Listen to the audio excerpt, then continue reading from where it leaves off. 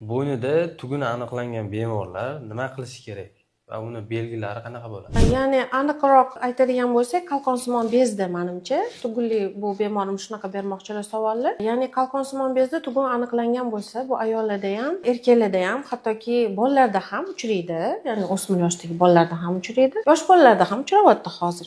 Ko'pincha bu albatta tomoq og'rig'idan kelib chiqadi. Ko'pincha o'sha tomoq og'riydi, lekin bunga befarq bo'lib davolanmaydi. Endi aniqlanishiga keladigan bo'lsak, bunda nima bo'ladi? Bunda ko'pincha belgilarini sanab o'tadigan bo'lsak, shu bu yerda tiqilish hissi, ya'ni tomoq sohasida, bo'yin qismida tiqilish hissi bo'ladi. Nafas yetishmovchiligi kuzatiladi, yurak ketishlar kuzatiladi.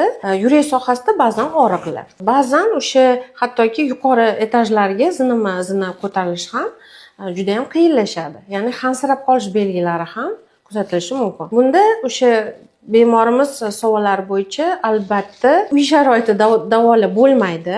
Shifokor endokrinolog yoki shifokor xirurg endokrinologga murojaat qilib, albatta kerakli tekshiruvlardan o'tib, ya'ni analizlarni topshirib, UZD apparatidan o'tib, albatta buni muolajasini, ya'ni davosini qilish kerak bo'ladi.